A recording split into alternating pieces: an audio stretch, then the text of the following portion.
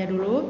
Subhanaka la ilma lana illa ma 'allamtana innaka antal alimul hakim. Rabbana zidna ilman nafi'an. Baik, auzubillahi minasyaitonirrajim. Bismillahirrahmanirrahim. Surah Al-Qalam ya, Nun wal qalami wama yasturun. Apa artinya? Iya, demi pena dan apa yang dituliskannya. Kenapa Allah bersumpah atas kolam? Karena kolam adalah makhluk yang pertama diciptakan oleh Allah Subhanahu wa taala. Kalau Allah bersumpah atas sesuatu, itu menandakan bahwa sesuatu itu penting. Berarti menandakan bahwa sesuatu itu amat sangat penting. Al-Qalam itu bukan pena pilot 2000 itu ya, bukan. Bukan Pasteur ya, semalam-malamnya Sarasa lah ya, Sarasa 20.000. Yang kalau mau beli Sarasa aja nabung dulu gitu kan. Kalau beli cuma bisa satu warna yang lain bulan depan gitu. Kasihan gitu. Enggak, Al-Qalam ini bukan seperti pena yang teman-teman bayangkan. Nah, Al-Qalam itu adalah makhluk pertama yang Allah ciptakan dan saking pentingnya tugasnya, maka Allah bersumpah atas Al-Qalam. Apa tugas pertama Al-Qalam? Wa ma yasturun, ya, dan apa yang dituliskannya. Yang dituliskannya adalah takdir atau ketetapan-ketetapan Allah mulai dari sebelum terciptanya bumi ini ya sampai dengan nanti di hari akhir, kehidupan di akhirat. Jadi kalau misalnya dia bilang, "Ustazah saya galau nih," gitu. Nanti saya kira-kira tuh kalau usia-usia saya kan galau-galaunya inilah ya, jodoh-jodohan lah gitu ya. Jodoh-jodohan. Kan mikirnya, wah ini saya ntar sama siapa ya gitu, gimana ya orangnya. Sebenarnya kita nggak perlu khawatir karena itu sudah dituliskan lebih dari 50.000 tahun yang lalu. Ya, 50.000 tahun yang lalu itu sudah dituliskan. Dan kalau sudah dituliskan itu berarti sudah ajek ya, artinya sudah ditentukan oleh Allah Subhanahu wa taala. Nah, kemudian apa kelanjutan dari ayat ini adalah di sini kelanjutannya adalah ma anta bi ni'mati rabbika bimajnun. Ma anta, tidaklah kamu bi ni'mah terhadap nikmat rabbika Tuhanmu bimajnun. Atau kalau diartikan secara keseluruhan, berkat nikmat Tuhanmu wahai Muhammad, kamu bukanlah orang gila. Kenapa kira-kira ayat ini muncul? Rasul dikatain gila sama orang kafir. Gara-garanya? Gara-gara membawa ajaran baru. Oke, bukan membawa ajaran baru ya. Baru bagi mereka. Nah, tapi ajarannya sendiri baru nggak? Enggak. Jadi Islam sendiri udah dibawa dari pertama sekali Nabi Adam alaihissalam itu turun ke bumi, itu sudah membawa ajaran Islam. Maka tidak ada nabi yang mengajarkan kecuali tauhid.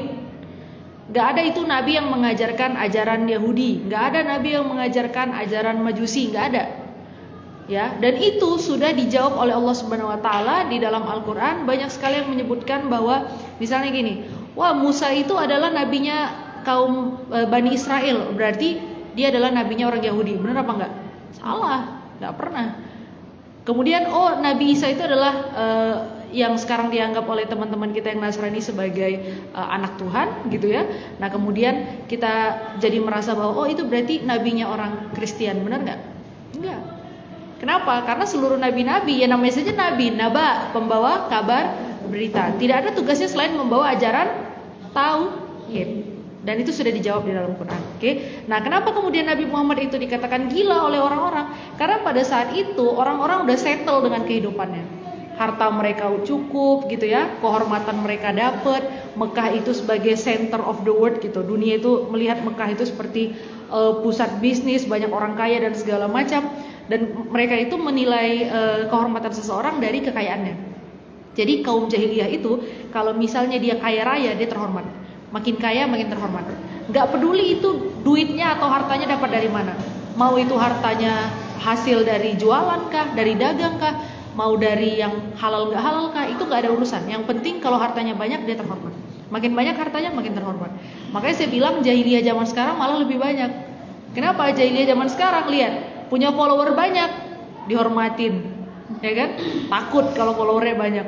Punya teman yang hartanya banyak, langsung mepet pengen jadi temannya. Gak apa-apa saja, saya jadi kacungannya aja. Saya disuruh-suruh gitu ya, ngelap-ngelap ban mobilnya, gak apa-apa. Yang penting saya main di mobil. Kamu kalau mau main di mobil, kamu jadi supir angkot, main di mobil. Nah, jadi kita tuh lebih jahiliyah daripada orang jahiliyah dulu gitu. Dan Nabi Muhammad ketika membawa kembali ajaran Islam yang disempurnakan, apa yang difikirkan sama orang-orang Arab? Wah, ini Muhammad nih ngadi-ngadi. Ya kan? Kita udah bener, hidup kita udah enak, udah kaya raya ya, semua terhormat. Tiba-tiba dia bilang kita harus menyembah Tuhan yang satu. Dari dulu kita tahu Tuhan tuh harus disembah.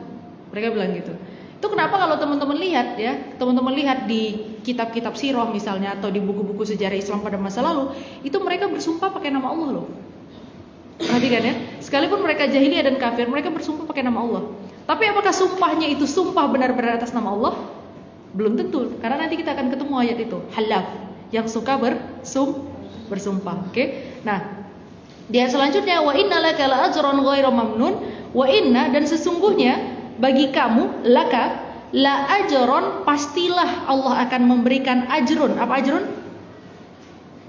Balasan ghairu mamnun, yang tidak akan pernah putus. Nah, ini hiburan dari Allah untuk Nabi. Hiburan dari Allah untuk Nabi Muhammad. Kenapa? Muhammad, walaupun kamu dikatakan gila sama orang-orang, tenang aja gitu ya. Allah menjamin sesungguhnya nikmat dariku atau balasan dariku ghairu mamnun, tidak akan pernah ada putusnya. Bayangin teman-teman, kalian dikasih nikmat ya, nikmat yang nggak pernah ada putusnya. Itu kayak kita dikasih voucher makan sepuasnya sepanjang hidup. Gak usah bayar makan, gak usah masak, pokoknya setiap kali lapar minta datang, dan makanannya selalu yang terenak sepanjang hidup. Kalian dikasih voucher makan. Senang apa enggak?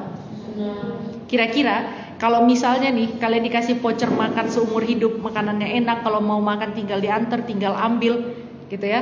Kira-kira kalau ada teman kalian yang ngejekin dikit aja, dasar kelaparan gitu ya, dasar gizi buruk, kira-kira kalian sakit hati nggak? Kenapa? Ya kan? Karena kita, ngapain dipikirin, dibilang kelaparan, dibilang rakus, nggak ada masalah. Soalnya kita setiap hari dapat voucher makan seumur hidup. Nah, ini jaminan dari Allah adalah voucher ajrun, voucher balasan yang tidak henti-hentinya sepanjang hidup sampai kemudian nanti hidup di akhirat kepada Nabi Muhammad. Kira-kira keresahan Nabi Muhammad tuh hilang atau sirna? Hilang atau sirna? Sirna, habis total ya. Itu mau dikatain gila juga, gitu. Ya kan? Misalnya teman-teman di sini pakai jilbab gede gitu ya, jilbabnya harus menutup dada, harus minimal 1 sampai siku. Terus di luar kalian dikatain gini, wah kalian kayak emak-emak. Sakit hati nggak? Kesel. Kalau saya bahagia, oh alhamdulillah kayak emak-emak daripada saya dikatain kayak om-om. Ya kan? Mending saya dikatain emak-emak gitu. Kenapa ya? Karena kita semua pada sejatinya akan menjadi emak-emak. Kan bingung kalau, ya kan? Benar gitu. Jadi kalau misalnya kita dikata-katain nih, tapi setiap kali kita ingat nikmat Allah insya Allah itu nggak akan cacian atau makian orang itu nggak akan pernah bikin kita sakit hati ya. Dulu zaman saya waktu sekolah, teman saya itu kan sebagian besar pacaran ya. Jadi kalau kita lagi ngumpul-ngumpul, mereka pulang dijemput cowoknya gitu kan. Saya dijemput kang angkot. Nyandar di pohon nungguin angkot mana, ini angkotnya jauh banget lagi gitu ya. Pada saat itu kalau dibilang ngenes ya ngenes. Apalagi saya lagi masa lucu-lucunya kan, lagi lucu-lucunya, lagi seru-serunya gitu. Iya ada yang nganterin gitu ya. Waktu itu belum zaman Gojek. Kalau ada zaman Gojek saya nggak ada masalah dianterin Gojek misalnya. Nah tapi waktu itu teman-teman saya diantar pulang, dijemput, jalan bareng segala macam. Ngenes nggak? Ngenes. Nangis nggak? Nangis. Sedih lah ya, sedih. Karena saya harus naik angkot.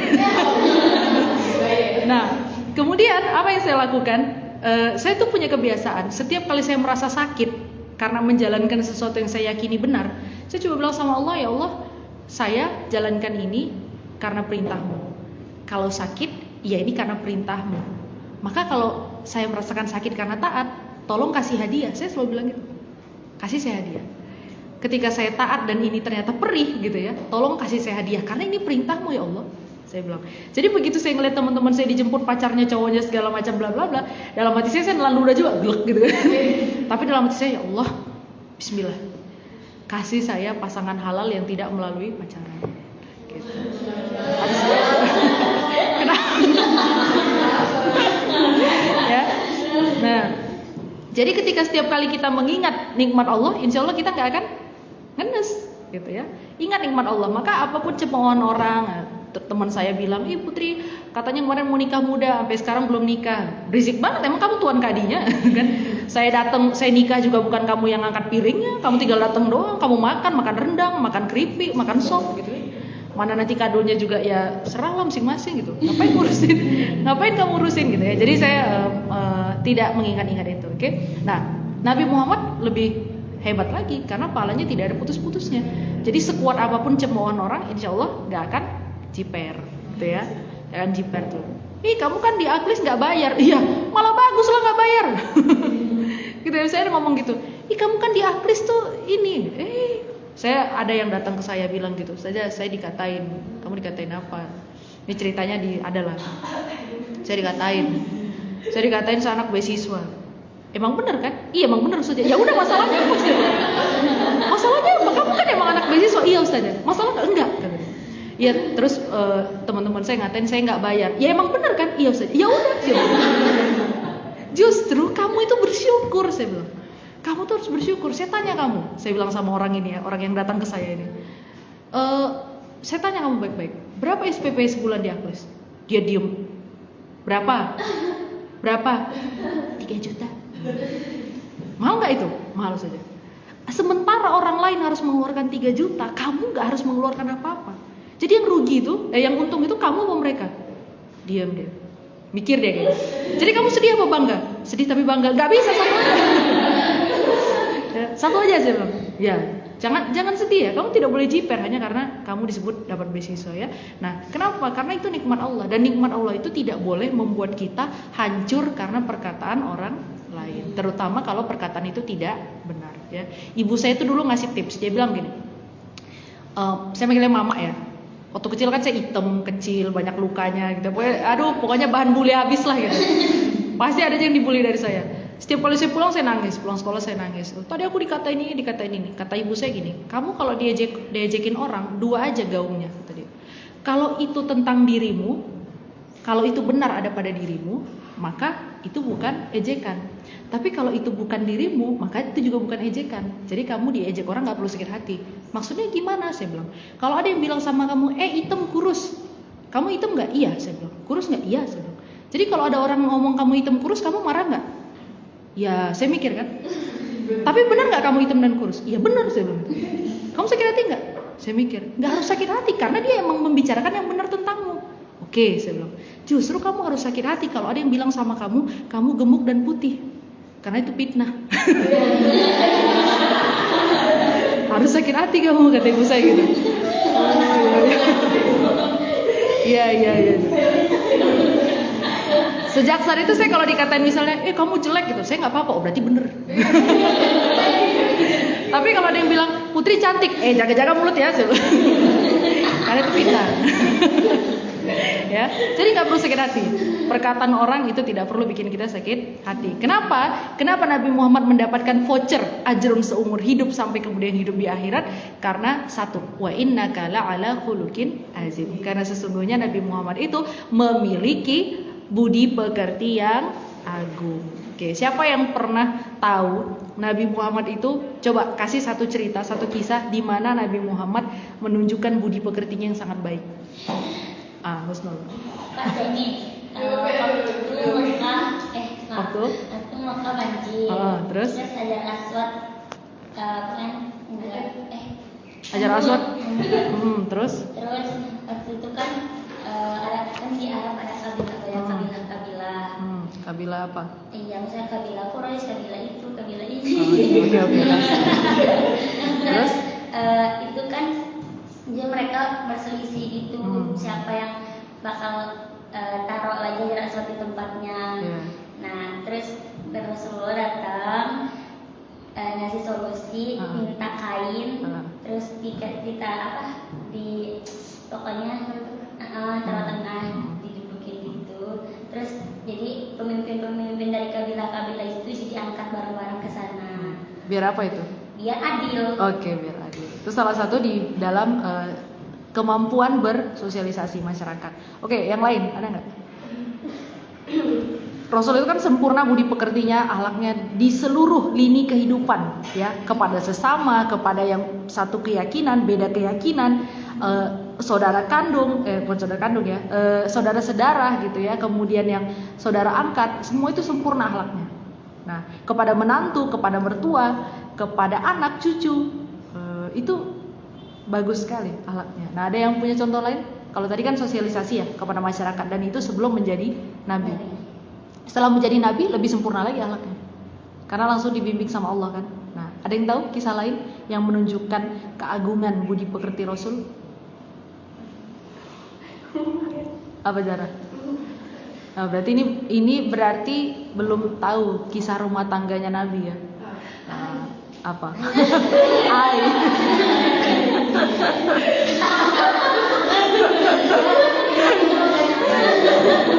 Ya nggak apa-apa. Boleh. Oke. Pas kapan? Yang Aisyah, cerita yang Aisyah sama siapa gitu. Siapa? Yang apa namanya? Bantuin dong ya ini lah. Yang Aisyahnya di bunuh. Iya. Terus cerita bilang ke siapa? Fatimah. Bilang ke Fatimah kalau misalnya apa namanya? Kamu nikah sama janda. Ayahmu nikah sama janda. Terus bilang aja curhat ke Nabi. Ayahnya. Ya, terus bilang gini apa namanya? Terus dia bilang gini, orang apa? Bilang aja gimana sih? Kalau aja nikah sama janda. Oke. Nah, teman-teman, jadi banyak lah ya kisah-kisah dari Nabi itu yang kita perlu tahu ya. Satu hal kenapa dulu saya waktu pertama kali ditawarin ikut kelas sirah Nabi, saya itu dulu nggak tertarik sama sekali, beneran. Jadi saya itu dulu pas ada tawaran sirah Nabi atau Khulafaur Rasyidin, saya waktu itu milihnya Khulafaur Rasyidin karena lebih tertarik sama Abu Bakar, Umar gitu kan, dan Ali dan Utsman dan Ali. Terus saya mikir-mikir, sebentar saya pikir itu. Saya waktu itu kenapa nggak mau ngambil sirah Nabi? Karena saya pikir saya udah cukup kenal siapa Nabi. Udah kenal lah, tahu tanggal lahirnya, siapa nama bapaknya, ibunya, kakeknya, nasabnya gitu kan. Waktu sekolah kan kita hafal tahun berapa jadi Nabi, apa yang dialami Isra Mi'raj, bla bla bla. Saya pikir udahlah, saya ngapain sih belajar sirah lagi, udah cukup kenal saya sama Nabi. Sombong, ya kan? Sesumbar ya, se-Sumatera Barat maksudnya. Terus saya pikir-pikir lagi kan, tapi bentar. Kalau saya ikut kelas Khalifah, kelas Khulafaur Rasyidin, terus saya belum ikut kelas Nabi, kayaknya secara kronologis saya kebalik nih. Masa saya belajar yang belakangan baru belajar yang duluan, kebalik nih kayaknya. Ya udah deh gitu. Karena kebetulan yang boleh daftar cuma satu kelas, akhirnya saya nggak jadi masuk yang Khulafaur Rasyidin. Saya ngambil kelas sirah Nabi. Padahal saat itu saya sama sekali nggak punya interest belajar tentang sirah Nabi sama sekali. Cuman saya pikir ya udahlah, namanya ada tawaran beasiswa ya diambil gitu kan. Nah, waktu itu ada beasiswa buat guru pesantren, ya udah saya ambil aja. Saya buat karya tulis, saya tulis, kemudian alhamdulillah lulus dan dapat beasiswa 100% full. Itu kalau saya bayar 2,8 juta. Ya kan? Lumayan kan? Di tahun ini kalau bayar 3,5 juta. Tahun lalu 4 juta. Jadi ketika dapat beasiswa full, alhamdulillah. Disitulah saya baru sadar bahwa kita selama ini nggak kenal siapa Rasul kita, sama sekali nggak kenal. Kita tuh cuma tahu biodatanya. Kalian kalau jatuh cinta sama orang, cukup nggak dari biodatanya doang? Namanya Fulan, iya Allah suka banget sama dia. Mungkin nggak? Kamu kenapa suka sama dia? Namanya bagus Ustazah. Udah pernah jumpa? Nggak pernah. Kamu tahu dia orang mana? Nggak tahu Ustazah. Kamu tahu dia orangnya gimana? Nggak tahu. Pokoknya namanya lucu aja, bagus. Namanya bagus ya. Kira-kira mungkin nggak kita suka sama orang cuma dari namanya? Nggak mungkin. Sama. Ketika kita mencintai Nabi, mencintai Rasulullah, juga nggak mungkin kita bisa jatuh cinta kalau cuma tahu biodatanya doang. Dari mana kita bisa jatuh cinta? Khuluqin azim, dari budi pekertinya yang amat agung. Ya, Nabi itu ke semua orang ya, Nabi itu adalah orang yang sangat penyayang, ruhama, banyak kasih sayangnya. Tapi kalau misalnya orang itu salah dalam menerapkan tauhid atau orang itu melawan keimanan, melawan ketauhidan, maka Rasul akan sangat keras. Ya, tapi Rasul juga punya perbedaan sikap antara menghadapi orang kafir versus menghadapi orang munafik. Gak bisa disamain itu. Kenapa? Karena orang munafik itu secara status Islam, dia syahadat. Cuman memang hatinya masih setengah-setengah, hitam putih gitu kan. Kalau kafir jelas dia, jelas bukan Muslim dan tidak beriman. Nah, ini yang membuat kita sebagai manusia biasa ya, sebagai manusia biasa, ada bagian-bagian yang kita nggak bisa tiru dari Nabi. Ada. Misalnya, ketika Nabi dimentorin sama Jibril, bisa nggak kita nirunya? Nggak bisa lah, ngelihat aja nggak bisa. Nanti kalau ngelihat malah kaget, pingsan, gitu kan? Nah, kita ngelihat aja nggak bisa. Kita berharap mau dimentorin kayak Nabi dimentorin sama Jibril, nggak mungkin, nggak bisa. Mentor kita ya guru-guru kita sekarang, alim ulama, ustadz-ustadz kita. Tapi kalau misalnya kita hanya melihat, ya itu kan Nabi ustazah, ya namanya juga Nabi, ya kan Nabi dapat wahyu ustazah, kita nggak akan pernah bisa niru. Sementara Nabi itu diturunkan sebagai uswatun hasanah. Jadi sebenarnya aspek dari diri Nabi yang bisa ditiru itu jauh lebih banyak dibanding yang nggak bisa ditiru. Yang nggak bisa ditiru kan cuma bagian wahyu, ya kan? Bagian dimentorin sama malaikat. Kemudian ada keajaiban-keajaiban lainnya, mukjizat lainnya nggak bisa kita tiru. Itu memang nggak bisa mutlak. Tapi kalau budi pekerti, akhlak, cara bicara, memuji, menyayangi, mencintai, masa nggak bisa ditiru? Nabi manusia bukan? Ya kan? Kita manusia bukan? Dan Nabi bilang, ana basyarun mislukum, saya manusia kayak kalian. Saya tidur, saya makan, kata Nabi. Saya merasa lelah, saya beristirahat, saya capek, saya kecewa, saya patah hati. Emangnya Nabi nggak pernah patah hati? Hah? Pernah nggak Nabi patah hati? Pernah nggak? Ini bukan sih Yang mana? yang meninggal. Oh, sebelum itu Nabi pernah ditolak cintanya. Oh. Ada yang pernah tahu nggak Nabi pernah ditolak cintanya? Sama Khadijah kan? Sama yang kaya itu bukan? Siapa? Iya kan? Itu namanya. Jadi ceritanya Nabi itu ketikung. Mau ngelamar ternyata udah dilamar. Oh, siapa ayo? Ada yang tahu nggak? Abu Bakar. Abu Bakar. Oh, cerita. Menyelewengkan sejarah ini. Siapa kira-kira? Masih ada hubungannya sama keluarganya Nabi? Masih ada. Kok Umar sih? Enggak ada di khalifah. Enggak lah. Kan Nabi mau melamar seorang perempuan nih, ya kan? Ketika Nabi mau ngelamar, udah mau mengutarakan nih, ya kan? Ini pengen gitu, pengen diminta jadi pendamping gitu ya. Terus belum ketemu Khadijah. Pas Nabi datang, udah baru ajak natikung, baru jadi hitbah.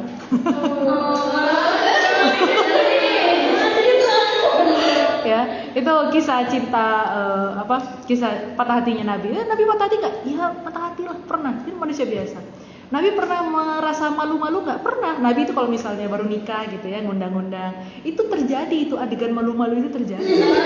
Cuma kan teman-teman nggak baca, teman-teman nggak belajar, belum belajar kan. Kalau dipelajari, masya Allah, itu betul-betul Nabi itu ya.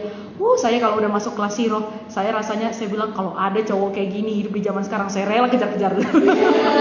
Saya kejar-kejar, iya. Kenapa? Karena subhanallah, benar-benar sangat sempurna budi pekertinya ya. Bahkan ketika ada seorang perempuan yang mau sama Nabi, kemudian Nabi nolaknya tetap santun, nolaknya bagus. Jadi perempuan ini menawarkan diri jadi istri Nabi. Nabi bukan nggak mau, tapi Nabi itu tidak mau menikah karena nafsu. Jadi jangan salah paham, istri Nabi banyak bukan karena nafsu, ya, karena perintah Allah. Selalu ada hikmah di belakangnya. Apakah itu untuk mendirikan suatu hukum yang baru, untuk menjelaskan suatu hukum yang baru, atau dia berkaitan dengan dakwah, ekspansi dakwah, ya, perluasan. Nah itu teman-teman. Jadi Nabi